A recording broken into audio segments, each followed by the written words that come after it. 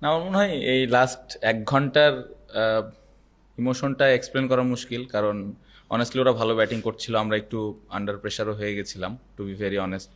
But একটা জিনিস আমি বলবো যে আগের টেস্ট ম্যাচগুলোর থেকে আস্তে আস্তে এখন ওই ইমোশনটাকে কন্ট্রোল করা, প্যানিক না করা, এই জিনিসটা একটু বেটার হয়েছে আমি বলবো। বাট এই জায়গাটাতে আরেকটু ইমপ্রুভমেন্টের দরকার আছে, বড় দলগুলো হয়তো আরও কাম থাকে, বাট এই জায়গাটাতে ইমপ্রুভ হয়েছে, সো এই জায়গা থেকে আমি খুশি ক্যাপ্টেন হিসেবে। আর ওভারঅল হ্যাঁ, 10 দিনের একটা টেস্ট ম্যাচ খেলতে পেরেছি দুইটা, এটা অবশ্যই একটা প্রাউডের ব্যাপার, কারণ নর্মালি আমরা এইভাবে আসলে 5 দিন 5 দিন করে ক্রিকেট খুব একটা খেলিনি অতীতে। সো এটা একটা ভালো ইমপ্রুভমেন্টের জায়গা। পুরা টিম হিসেবে খেলতে পেরেছি, প্রত্যেকটা প্লেয়ার যেভাবে হার্ডওয়ার্ক করেছে, ব্যাটসম্যান, বোলার, যারা ম্যাচ খেলার সুযোগ পায়নি, কোচিং স্টাফ, টিমে যারা হেল্প করার জন্য থাকেন, সবার আমার মনে হয় কন্ট্রিবিউশন ছিল, এবং সবাই চাচ্ছিল যে আরেকবার আমরা এরকম একটা ভালো রেজাল্ট করতে পারি কিনা। সো ওভারঅল আমি অ্যাজ এ ক্যাপ্টেন খুবই প্রাউড ফিল করছি প্রত্যেকটা প্রত্যেকটা প্লেয়ারের এই ওয়ার্ক এথিকটা দেখে।